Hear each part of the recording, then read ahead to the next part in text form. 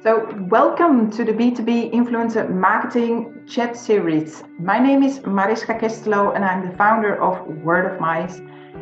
Thank you so much for joining in 2021 with already our second edition of this year.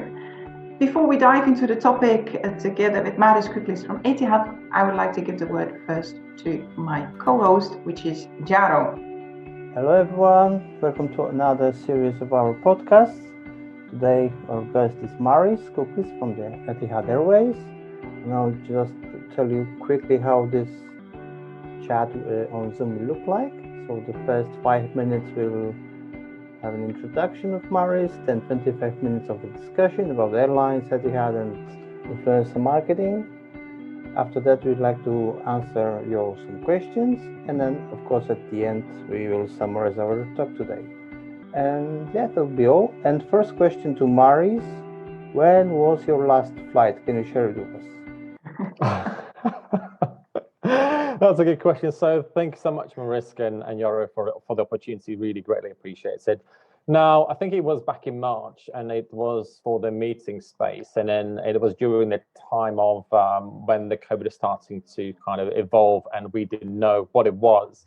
So my last time was Abu Dhabi back in March last year. Yes. Okay, great. Yeah, I think it's a very good because everybody remembers in this time his last travel. So thank you so much for joining, Maris. Thank you for your time. And perhaps before we dive into the topics, because I think we have lots of things to discuss, 2021 and airlines. I think that combination is already a very challenging topic. Can you just share something about yourself, about your position within the company, just a little bit of background that people know who you are? Oh, okay, sure. Thank you so much. So, as I already mentioned, my name is Maris, and I've actually I was born in Latvia, and I lived there for somewhat 20 odd years, and the rest of the time I spent mostly in the UK and also a little bit in Dubai and in Hong Kong as well. And then when I moved to UK, I went to university, studied tourism management. So really my travel started really early on in my career. And then I've moved and worked for the Hong Kong Tourism Board and researching association business and travel patterns and things. So that's why I first came across all econ and MICE acronyms and things. And that was essentially my first job in the MICE industry. And then from there on, I've moved into so I was there for 4 years or so, and then I was approached and worked at Hills Balfour, which is a representation agency for Dubai business events, and I was fortunate enough to help set up their office and worked with Dubai in kind of elevating their brand presence in the UK and European market as well. So I was in that position for 4 or so years as well as a European MICE manager as well, and that was very exciting times for me as well. So, and then from there on, I've moved into a MICE manager role within Etihad Airways, where I predominantly look after the UK market, and also on other days I'll also assist my colleagues across Europe as well and globally on the MICE projects and advice and things. So my experience, I guess, been always MICE focused, in the destination marketing and incentives, events and conferences.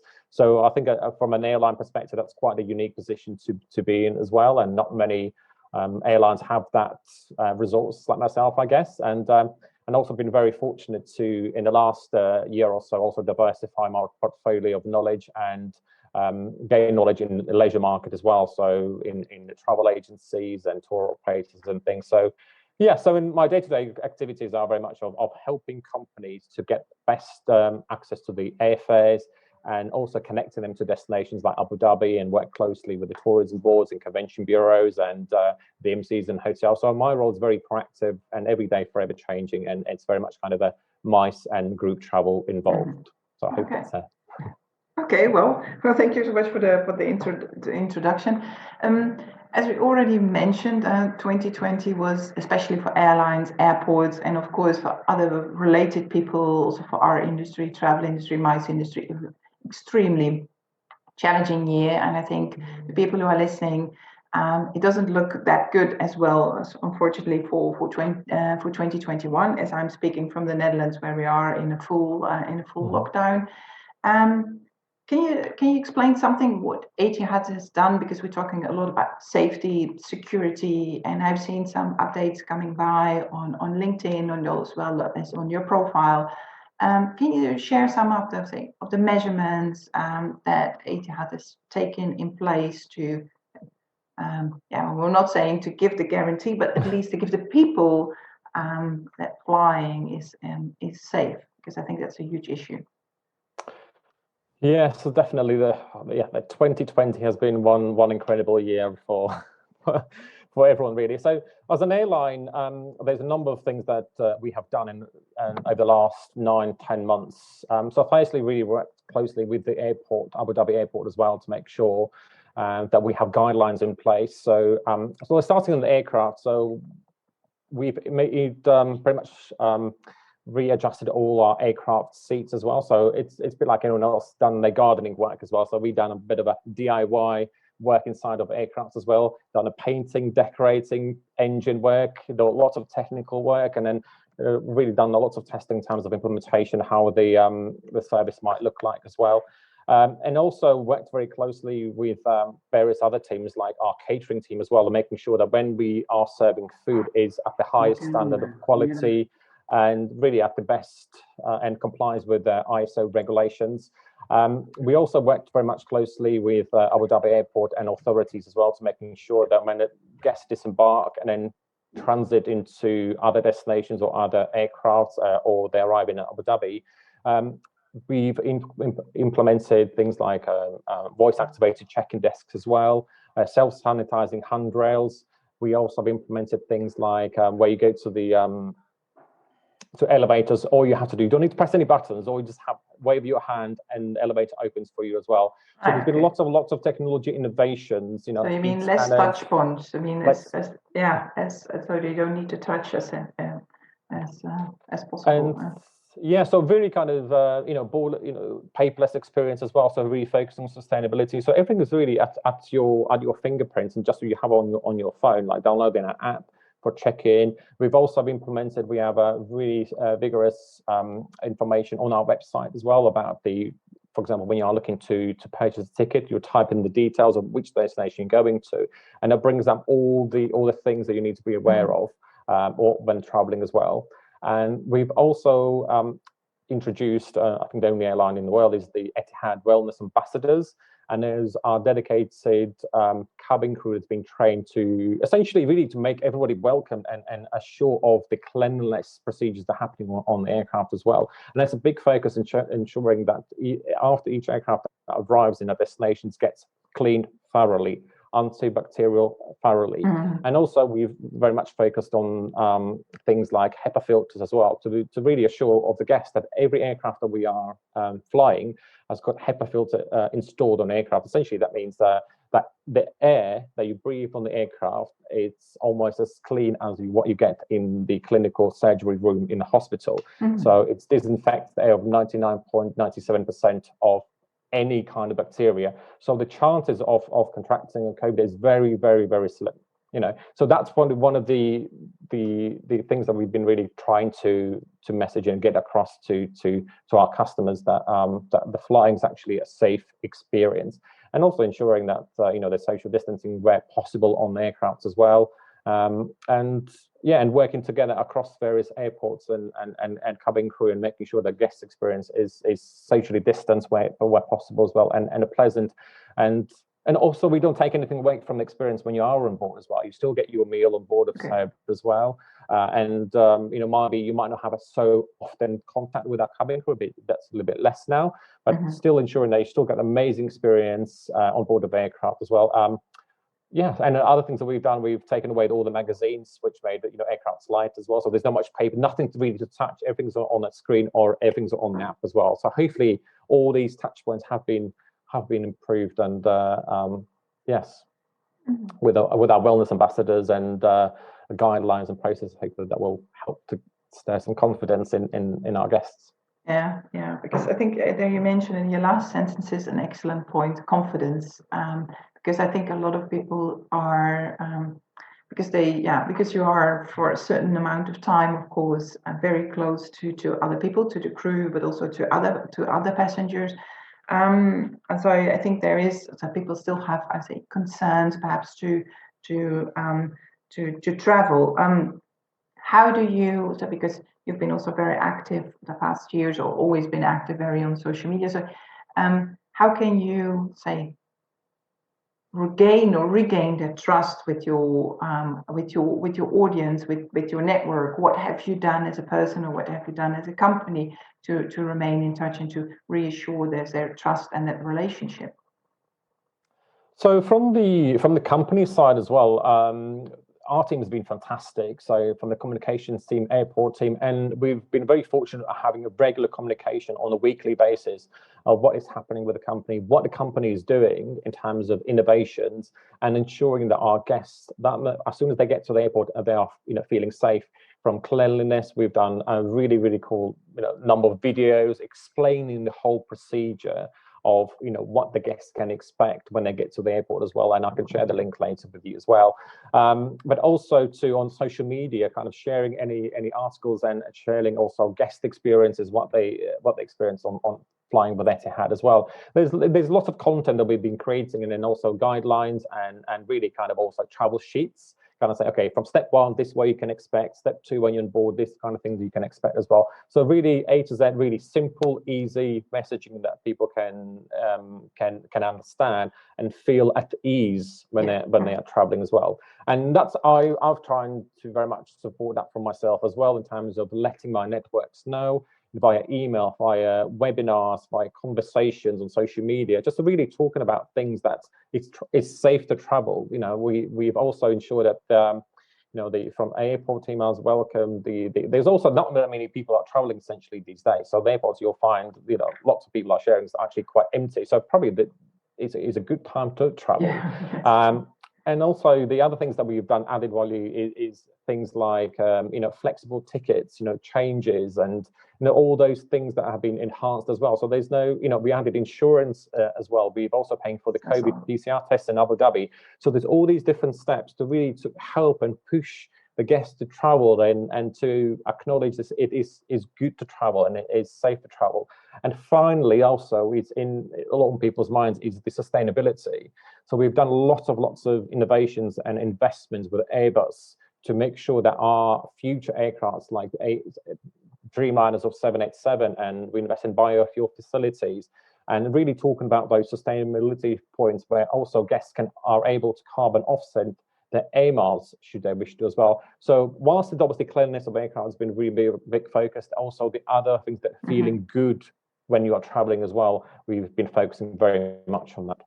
Yeah, I think Etihad has done a lot of things put in place during this crisis to remain in touch and to put all the steps to reassure that traveling from the step that they arrive at the airport in the aircraft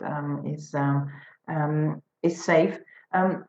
What have you done on a personal level to remain in touch? Because normally we are so used to go to trade shows, to events, and we all miss it. I think we're all desperate to go out. So what have you done? I say on a personal level to stay in touch with your audience, with your peers or potential clients, or even new clients.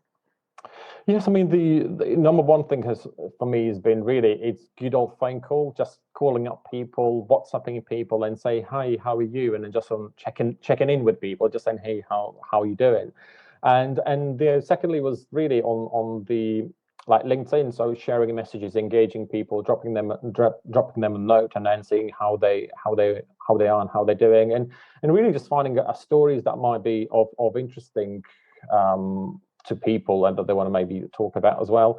And the other one's a number of webinars and seminars where I've participated as a guest, just kind of seeing, and also helping with a number of DMCs and destinations who've done their own webinars and sharing their content and talking and really focusing on positive stories. That the travelers, how important is travel for the local communities and animals, and even like destinations that need that cultural exchange. So talking really, finding a positive angles and different stories. And And also, I've been kind of volunteering last couple of months as well for aviation charity as well, to raise a profile of and helping to raise funds for those people who have lost jobs that worked in aviation.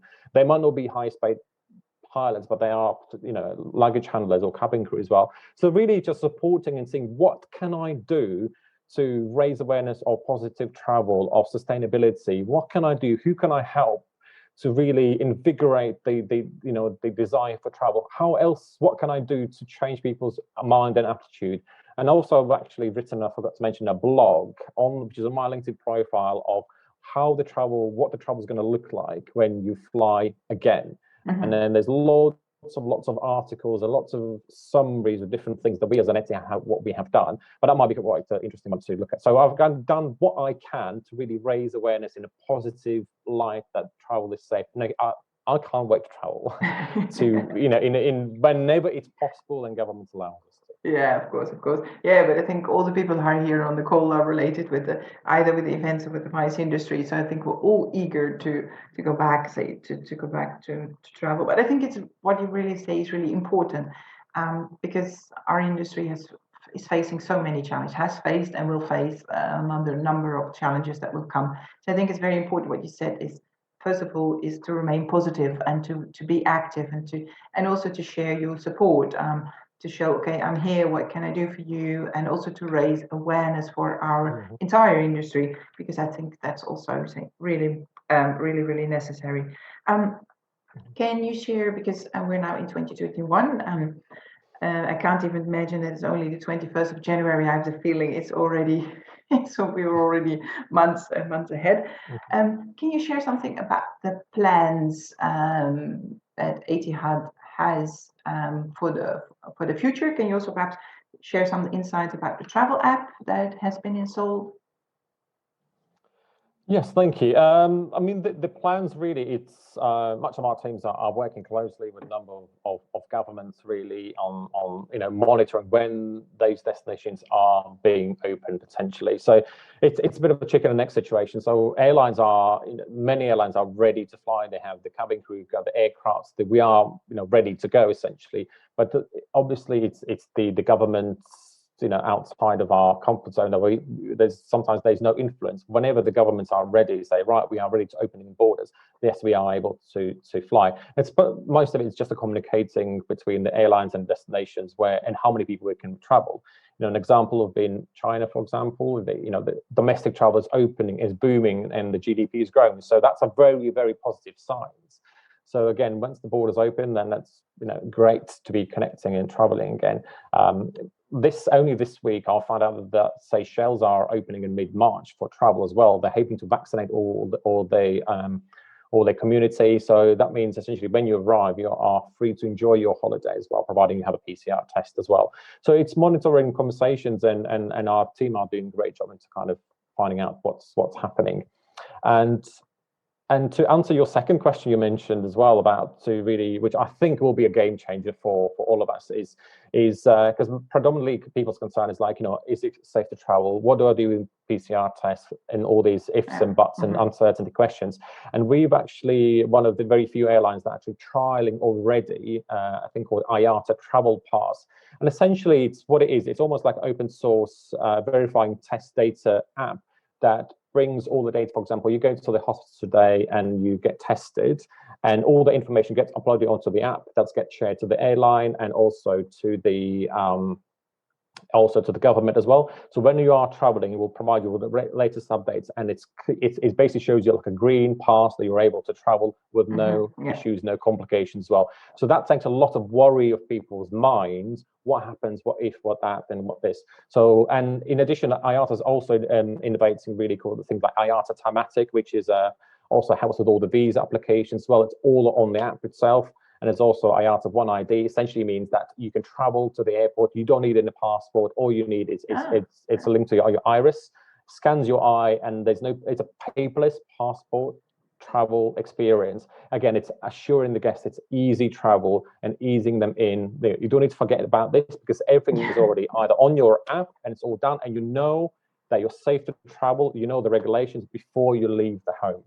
Yeah, okay. I think that's really interesting because, like you said, if you forget your passport, or we used to go to in the Netherlands, we have an institution where you get all the vaccines, but that's in a book, in a booklet. If you forget the booklet, you cannot enter, or there are issues. So I think it's good that everything is now digitalized. I think that process should have been done already previously, but some things. Yes. Therefore, I said the pandemic sometimes comes in a good say. Also brings good things out of it, that we speed up the digitalization process. So I think that's really great. So Etihad is using the app. Are there any other airlines also using it or will implement it, or do you think it will be? It'd be well at the moment it's currently on a trial process, and I believe there's another. I think potentially British Airways, what I've read as well, and I think Emirates is in other airlines. So I think there's a couple of airlines as well that are trialing at the moment as well.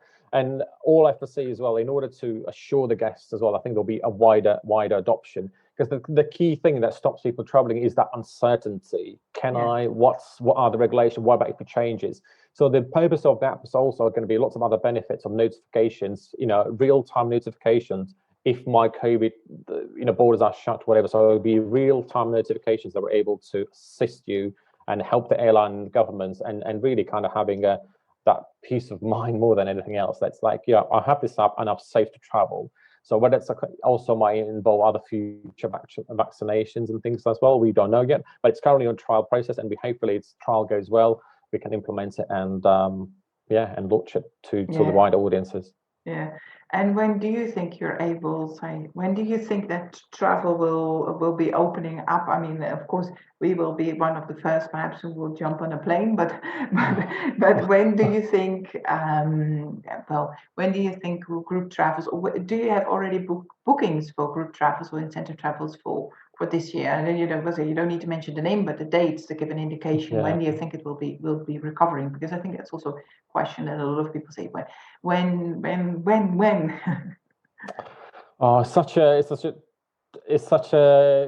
good question and difficult one to answer it. I mean, it depends really on destination by destination. For example, with destinations like the Maldives, we had some small travel. I would probably call it maybe almost like family group travel when the borders were open and when we didn't have a lockdown in the UK, so we had some travel to there as well. But there's definitely an interest and demand on more towards a Q4 of this year for the Expo, and we also have some bookings for the things like the Olympics and there's also discussions of the Line Store. So there are a number of events, that sporting events especially. I believe those could happen much more quicker, or depending really whether the events obviously go ahead as well. But there's definitely pent-up demand from the sports, from the entertainment areas of wishing to travel as well. And some of the events that we've had confirmed already, for this year, unfortunately, we had to move them for the later year as well. So there haven't been that many cancellations where people said, I want to cancel. There's been more postponements or a postponement, yet another postponement as well. So it's 6 months into the future as well. And should all be well, we might actually find out that the last quarter of this year might be quite a busy one because of the various events and vaccination process that taking place as well. So I think it depends really on how the vaccination goes and how governments are willing to open their borders, and depending on the number of apps that happen as well. But slowly, but realistically, to kind of, until demand, what we saw in 2019 might not be for another couple of years, I believe. But that's my personal opinion. So it's slowly, once destinations open, slow by slow. And once we see people traveling and reporting back on the experience, which I think is a key to kind of assure people whether it's been on a fam trips or how does my experience look like, do I feel at ease? So then you can go back to, I think the fam trips in our industry have been very important in MICE to say, okay, this is the experience, and I can report back to my hotels or clients, and this how it looks, and this how. So you kind of have to experience it yourself as an agent, I guess. Yeah, that's true.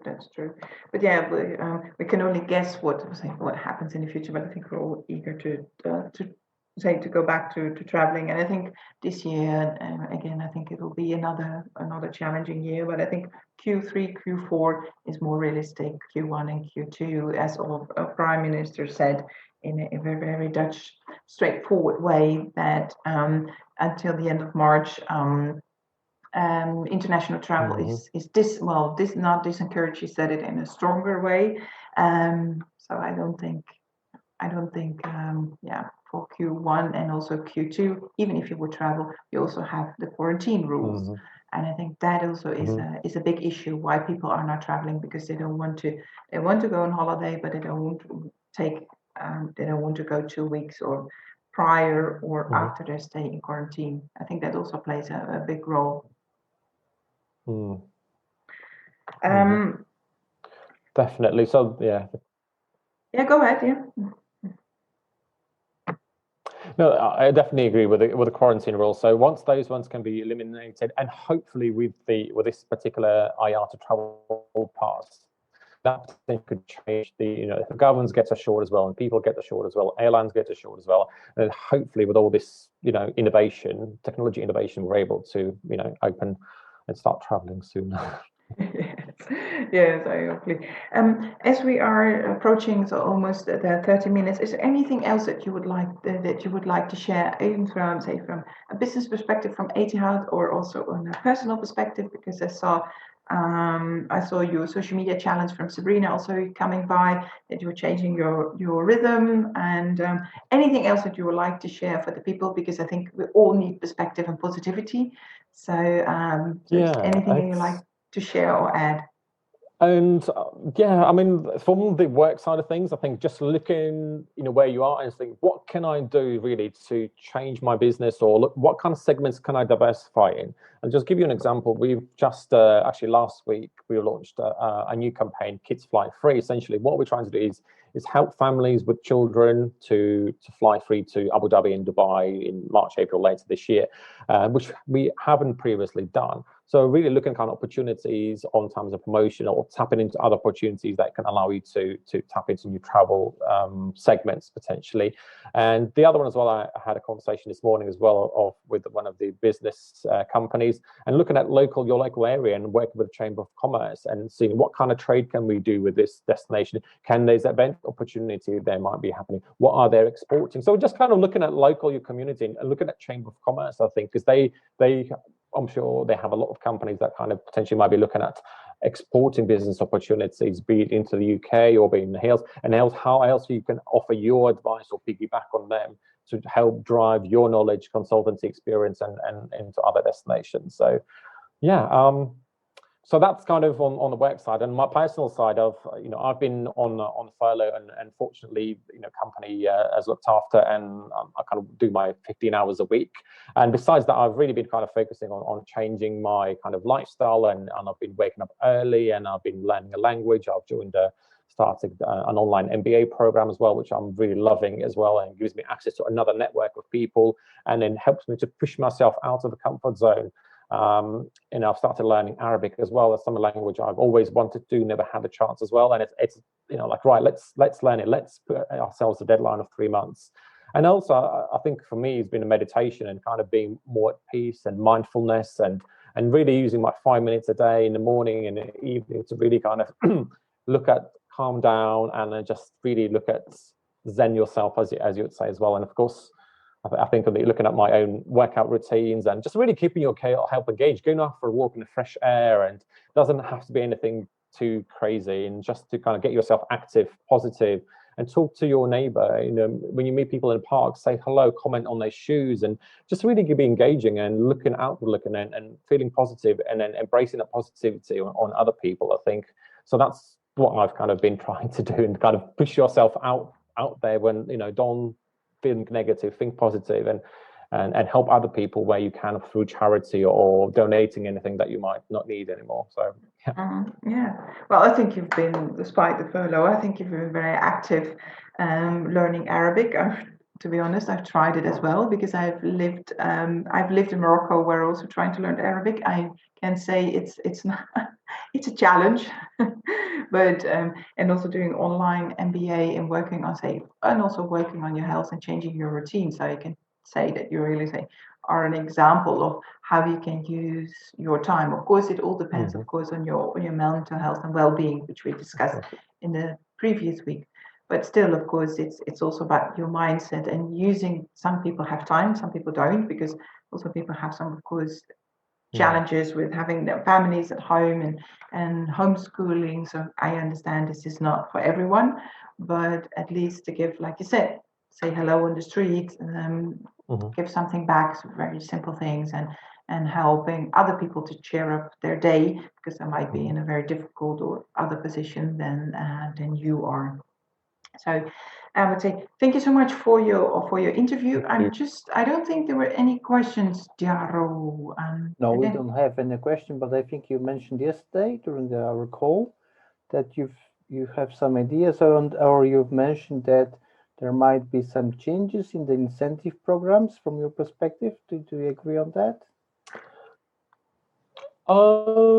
Yes, I mean, with what we've seen in incentive market as well, I think we might not see the typical groups, just the boys or girls going on incentive groups. So I think we might start seeing more in terms of family incentives. So as a company is incentivizing and companies realizing that the time with families are very important, and perhaps they use almost like a holiday incentive for companies to incentivize people to spend that precious time together that they might have not had. But I've also seen the trend of companies offering, kind of individual experiences, again, whereby they not be able to travel. So it might be staycation, maybe they might go to a luxury hotel somewhere nearby, and then they get to spend a weekend with their loved ones as well. And I've also seen be offering is travel vouchers, so whereby a company uploads a travel voucher, and that can be redeemed at whenever the client wants to go. So we might see much more individual incentives that people might able to take part in as well. And another trend I've seen is kind of interest in more kind of wellness, yoga, lifestyle incentives, and golf has been another one as well.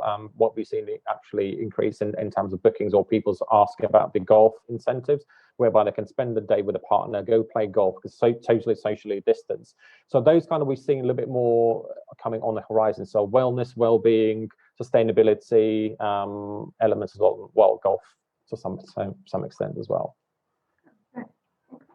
Really upset. I think that's really interesting. I think also, indeed, like what you said, it makes us realize to make perhaps different choices, and also because there's also a younger generation coming into the workforce. I think that's also something we need to take in consideration, because they're much more value driven than our generation or the older generation is.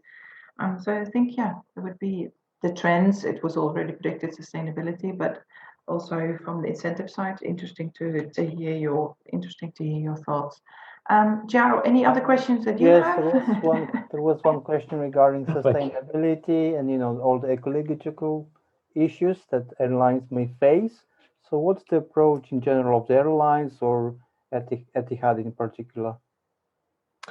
So we as an airline, actually, let's start with Abu Dhabi. So when you land in Abu Dhabi, we have a city called Masdar City, and the Masdar City is all about future innovation, about sustainability, and so they almost created like a whole city without any carbon footprint, or that's what they're aiming to do as well. Yeah. And next to that, they have a man-made lake where they're growing Salicornia seaweed that's used to produce the biofuel. So no animals are hurt or anything else. It's locally produced and used for flights. So we already done 2 flights, I think last year. One was actually to Brussels, I believe, on our Dreamliner, or we call it Greenliner. So using really innovations in biofuels that we can produce locally, but also looking at things, working in partnership with a number of universities and also Airbus themselves. And Boeing and to really do the test flights and say, okay, how do we take off more efficiently? How do we land more efficiently? And looking at various number of things that what could help save fuel on board of aircraft. Things that we also have done, we've done completely green flight as well, with no plastic on board. So everything was sustainable materials and paper and things. And that's got a really, really good positive traction as well. But I think the key challenge is as well is the innovation that comes from supply chain of producing biodegradable plastic. So we dependable of supply chain providing those elements and details, but that's one. Secondly, it's really, really expensive to have something that's, biodegradable paper or even glass, which is really heavy, because heavy things on aircraft means consuming more fuel. So you kind of might save on one side, you might save on the other side. So there's constantly lots of innovations and developments and conversations are happening with the governments. Yes, of course, we could have, plastic-free flights and everything else, but would the guests pay for the premium, premium services? Okay, you're going to have completely plastic-free flight, but you will have to pay £1,000 instead of maybe £300. Will people pay for that? Possibly no. So there's constantly, we're looking at adjusting it in small increments. We're taking the paper magazines out of every aircraft, so everything's on the apps itself as well. We've also taken some of the TV screens on board of aircraft on our short haul flights as well, so saving tons of luggage and kilos a year as well. So that's everything's on the app or iPad itself as well.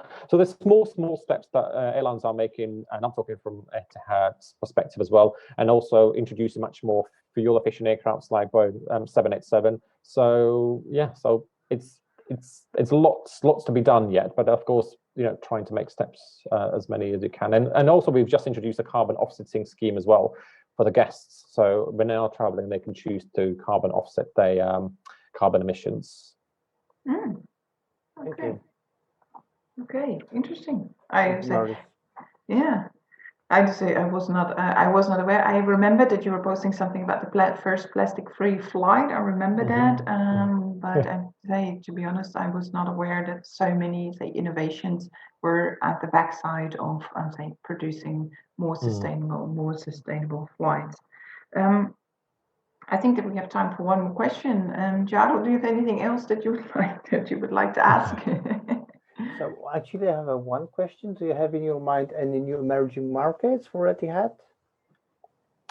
New emerging markets. I mean, I'm not in a network planning, but what I can see is I mean, the destinations where we don't currently fly is the Eastern Europe. So potentially that could be a market. But I believe there'll be Africa. I think the Africa is if you look at in terms of COVID cases, they have not had many. But if you look on fintech side as well and payment technology, how they they kind of leapfrog lots of technologies that we had as well. And I think that Africa will be interesting to see in terms of the GDP growth as well. They've got a healthy population and they have lots of fintech companies that are investing as well. And China's investing into roads and things as well. So in terms of as a continent, as a destination to travel to as well, but also kind of exchange. If you look at the music, if you look at the food elements as well, you might not see that many, but it's emerging slowly.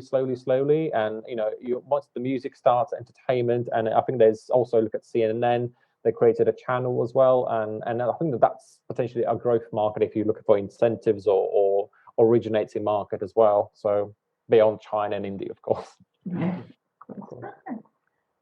Thank you, Maris. Okay. Well, yeah. Yes, go ahead, No, I was thinking whether Lois would like to have would like to ask a question. No, because if you're taking so many notes, so I guess you might have one. Okay. That was good to meet people are interested. What means that our questions are all covered. I think it's time for wrap up. And Maris, would you like to say anything before we close the conversation? If they have any questions or where they can go to. Yeah, if they have any questions, just connect with me on LinkedIn, and if you have anything specifically, I'm more than happy to answer those on there as well. So yes, but I think thank you so much for the opportunity, and I think there's whilst we have lots of challenges in place, I think there's lots of positive signs as well, and looking at what the airline industry have done, the airports, and working in partnership with IATA and the government. I think there's definitely in terms of experiences and innovations, technology, I think it is so exciting. But we just have to wait when the time is right. We're able to to travel and enjoy the new destinations and do the charity work that we need, education things. So the travel is such an important thing to kind of turn economy around. We need people coming in and going, and to to help build back the events and build back the travel industry, and to help opening people's minds and seeing the places. I think so important. Oh yes, definitely. So thank you. Yes, you're welcome. You're welcome. Great to have you. And even despite we had a preparation call, I've also learned new things today during our conversation. So thank you so much, Maris. Thank you so much, Jaro. But most important, of course, to all our listeners. Thank you so much for joining. We have every week on Thursday at 1 p.m. we have our weekly B2B influencer marketing chat series. If you can't join or you came in later, you can find all our previous editions, which are up to now 15 about influencer marketing. You can find them on a podcast, and you will get the link in the confirmation mail. We have also interesting upcoming speakers. Next we will talk all about incentives together with Robert. We also have Karina Bauer from the IMEX group coming up. So we have lots of interesting topics, so stay tuned. Otherwise, I'll see you next week, or connect with us on our podcast.